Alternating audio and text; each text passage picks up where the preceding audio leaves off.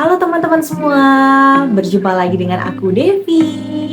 Di video kali ini tentu saja aku akan memberikan informasi terkini seputar tes CPNS Kejaksaan RI tahun 2023. Jadi buat teman-teman semua nih yang ingin bergabung menjadi insan adiaksa harus tonton video ini sampai selesai. Oke teman-teman semua, jadi di video sebelumnya itu kan aku sempat sharing tentang formasi apa saja yang dibuka di tes CPNS Kejaksaan RI tahun 2023 ini. Dan di video kali ini adalah video lanjutannya. Jadi di sini aku akan memberikan informasi tentang kualifikasi pendidikan minimal untuk tiap-tiap jenis formasi. Seperti apa itu? Ini dia. Aku buka catatanku dulu ya. Untuk yang pertama adalah formasi jaksa. Jadi formasi jaksa ini kualifikasi pendidikan minimalnya adalah S1 Ilmu Hukum atau S1 Hukum ya. Untuk formasi yang kedua, pengelola penanganan perkara itu kualifikasi pendidikan minimalnya adalah SLTA sederajat. Jadi buat adik-adik semua nih yang baru lulus SMA, udah punya ijazah, bisa ikutan tes CPNS Kejaksaan RI tahun ini ya dengan memilih formasi pengelola penanganan perkara. Untuk formasi yang ketiga adalah petugas barang bukti. Kualifikasi pendidikan minimal untuk petugas barang bukti ini adalah D3. D3 apa saja? Jadi yang pertama ada D3 ekonomi, D3 manajemen, D3 teknik informatika, D3 akuntansi, D3 sekretari, D3 kesekretariatan, D3 humas, dan D3 perpajakan. Jadi kalau teman-teman semua merupakan lulusan D3 dari yang aku sebutin tadi, bisa ikutan tes CPNS Kejaksaan RI tahun ini dengan memilih formasi petugas barang bukti ya. Kemudian untuk formasi yang berikutnya adalah penjaga tahanan. Kualifikasi minimal pendidikan untuk penjaga tahanan adalah SLTA sederajat. Jadi buat adik-adik semua yang baru lulus SMA juga nih, bisa ikutan daftar di formasi penjaga tahanan. Jadi tahun ini untuk pendidikan minimal SMA itu bisa daftar di dua formasi, penjaga tahanan atau pengelola penanganan perkara. Jadi itu dia informasi lanjutan tentang formasi CPNS Kejaksaan RI, baru tentang kualifikasi pendidikan minimalnya. Untuk syarat-syarat lebih lengkapnya ditunggu saja informasi selengkapnya ya. Oke teman-teman semua, di video kali ini juga aku bakal sharing tentang materi tes SKD tahun 2021 di saat aku ikutan tes CPNS. Siapa tahu mirip-mirip kan? Jadi kalian bisa mempersiapkan diri dari sekarang, cari materinya, baca materinya, memahaminya, latihan soal gitu. Di video sebelumnya juga aku sempat sharing bahwa tes SKD itu terdiri dari 3 macam materi. TWK, tes wawasan kebangsaan, TU, tes inteligensi umum, TKP, tes karakteristik pribadi. Di mana masing-masing tes ini punya anak-anak materi lagi yang harus kalian pahami dan pelajari. Seperti apa itu, apa aja itu, aku bakal bacain satu-satu. Buka catatan dulu ya. Untuk yang pertama adalah TWK, tes wawasan kebangsaan.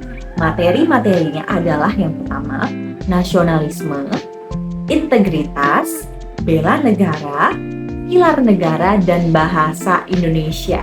Jadi itu dia materi-materi untuk TWK yang harus kalian pelajari. Mungkin aku bisa berbagi tips and trick ala-ala aku ya, yang belajar TWK.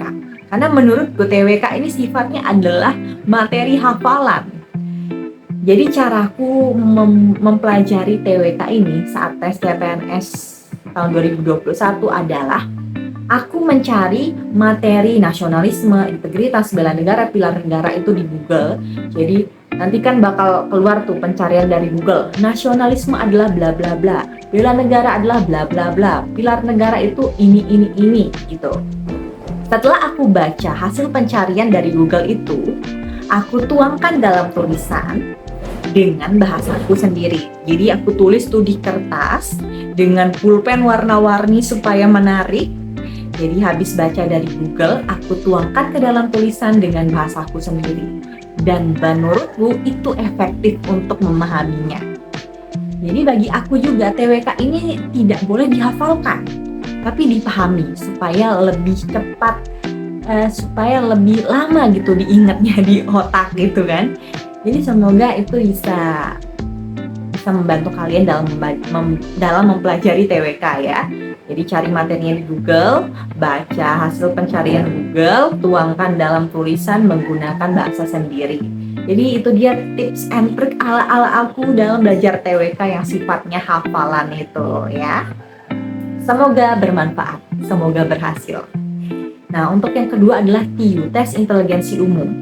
Itu terdiri dari kemampuan verbal, itu berkaitan dengan analogi, silogisme, yang jika maka, yang ada soalnya kayak gitu ya.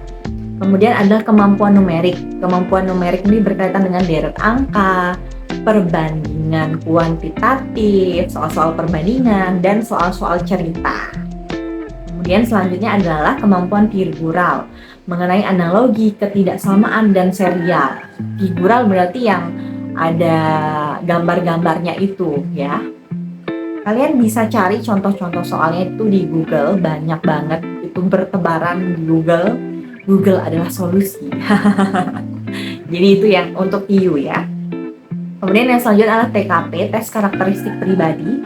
Itu terdiri dari berbagai macam materi. Yang pertama adalah pelayanan publik, jejaring kerja, sosial budaya, teknologi informasi, profesionalisme, dan anti radikalisme. Ada 6 ya. Jadi TKP ini sifatnya itu adalah kita akan diberikan soal. Di soal itu ada kondisi-kondisi tertentu yang berkaitan dengan materi pelayanan publik, jejaring kerja, sosial budaya, teknologi informasi, profesionalisme, anti radikalisme. Pokoknya permasalahan-permasalahan, situasi-situasi terkait materi-materi tersebut. Dan di soal itu kita diminta untuk bagaimana menyikapi permasalahan situasi materi-materi tersebut. Jadi di situ dilihat kepribadian kita tuh seperti apa dalam menyikapi, dalam menanggapi suatu permasalahan. Gitu ya. Jadi ini banyak-banyak latihan, banyak-banyak memahami tentang pelayanan publik seperti apa, jejaring kerja itu seperti apa, dalam dunia ASN itu seperti apa, jejaring kerja, sosial budaya, teknologi informasi. Itu kalian bisa searching di Google juga, baca tentang materi anti radikalisme itu seperti apa, pelayanan publik yang baik itu seperti apa gitu, supaya kalian bisa menanggapi situasi atas permasalahan tersebut dengan baik gitu, sesuai dengan core value ASN gitu ya. Kemudian tadi aku lupa kasih tahu tentang tips and trick belajar TIU ala-ala aku, yaitu latihan. Banyak-banyak latihan soal, banyak-banyak cari soal, entah itu di Google, entah itu ikutan tryout online yang gratis yang di Instagram, entah itu ikutan tryout yang disediakan di platform tertentu kayak Ayo CPNS, Bisa CPNS. Itu boleh banget kalian ikutin supaya semakin banyak bank soal yang kalian punya, contoh-contoh soal yang kalian punya, sehingga kalian bisa siap dalam menjawab soal gitu. Dan tips and trick ala aku juga adalah kalian harus banget ikutan tryout. Kenapa? Walaupun kalian sudah paham nih materinya, kalau nggak pernah ikut tryout, itu menurut aku rugi gitu. Karena dengan ikut tryout, kalian itu bisa mengatur waktu gitu. Untuk soal ini tuh, untuk setiap soal itu harus dikerjakan dalam berapa menit nih, berapa detik nih gitu. Jadi kalian bisa mengatur waktu. Jadi harus banyak-banyak ikut tryout. Selain dapat banyak bank soal, latihan juga mengatur waktu. Bagaimana supaya tidak kehabisan waktu? Soalnya kan banyak tuh, 100 kalau nggak salah ya, 100 atau 110 gitu soalnya. Dengan waktu yang sekian, sedikit banget. Gimana supaya nggak kehabisan waktu, supaya selesai tepat waktu, semua soal bisa terjawab dengan maksimal gitu ya. Jangan lupa ikut tryout. Oke teman-teman semua, itu dia informasi terkini lagi. Istilah sharing lagi tentang tes CPNS Kejaksaan RI, tentang kualifikasi pendidikan minimal untuk tiap-tiap formasi di tes CPNS Kejaksaan tahun ini, dan sharing tentang materi SKD tahun 2021. Siapa tahu mirip-mirip, kalian bisa cari materinya dari sekarang, membacanya, memahaminya dari sekarang, latihan soal sebanyak-banyaknya, ikut try out sebanyak-banyaknya ya. Sekali lagi, semangat belajarnya, semangat selalu, semoga berhasil untuk menjadi dan bergabung menjadi insan adiaksa. Terima kasih dan sampai jumpa.